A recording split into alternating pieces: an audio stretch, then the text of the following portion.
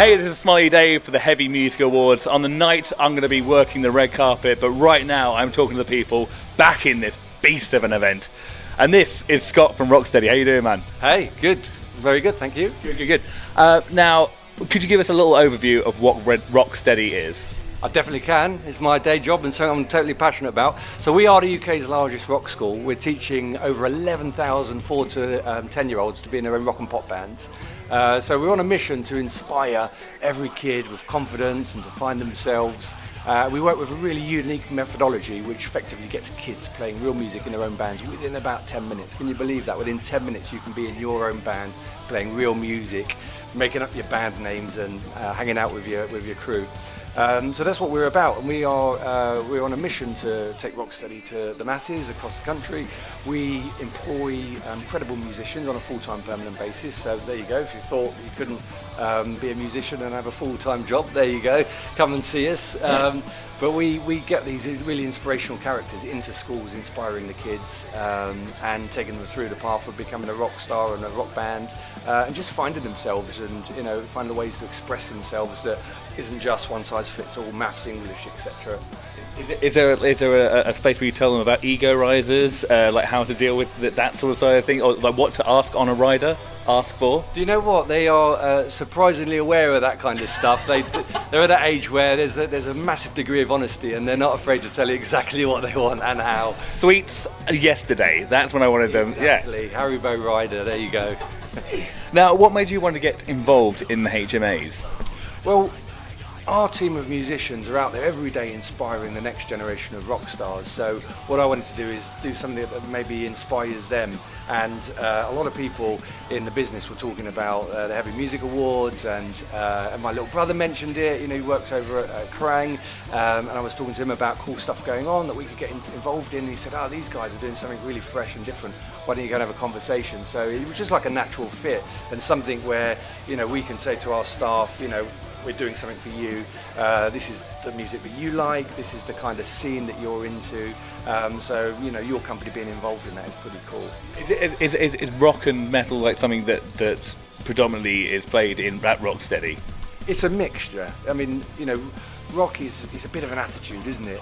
But the way that we run things, it's all child-led. So we're not going to say to kids, right, this is rock. You have to, like Led Zeppelin or Slipknot or whatever. The basis is smiling. You're gonna have a problem with it. That sort of thing. There you go.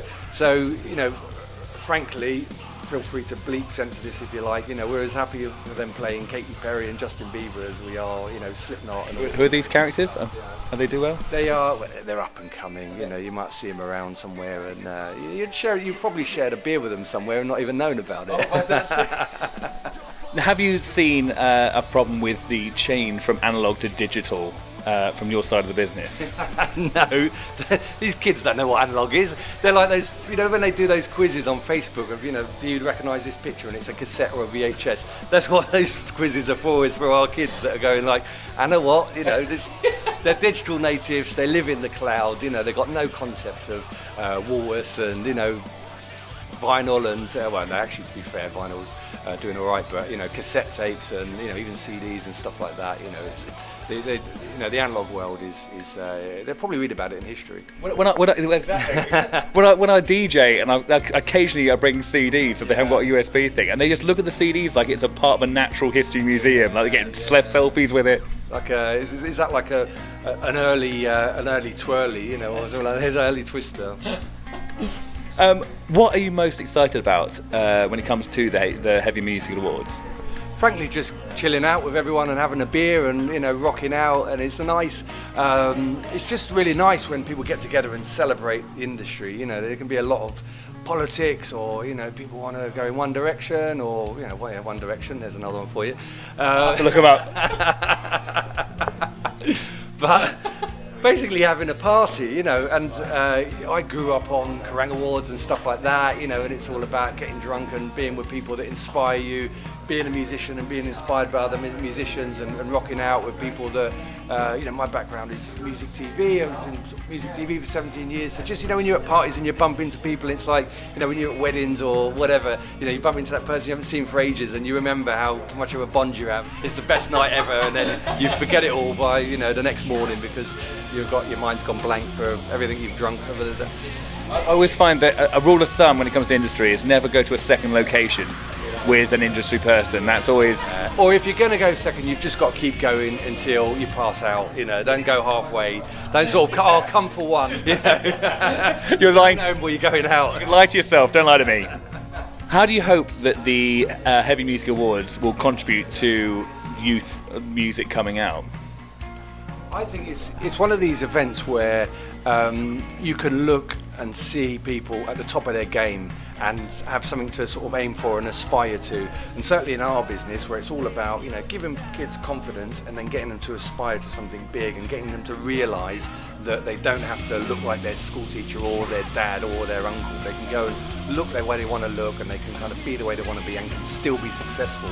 So something like the HMAs is saying, right, these guys they didn't go to school, or they bunked off, or they whatever. They haven't taken a traditional path.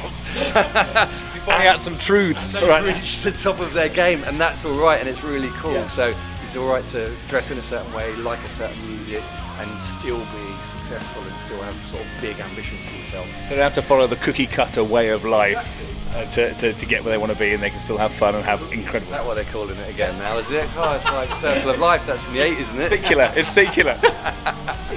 Thank you very much, Scott. Cheers. Pleasure. Thank you very much.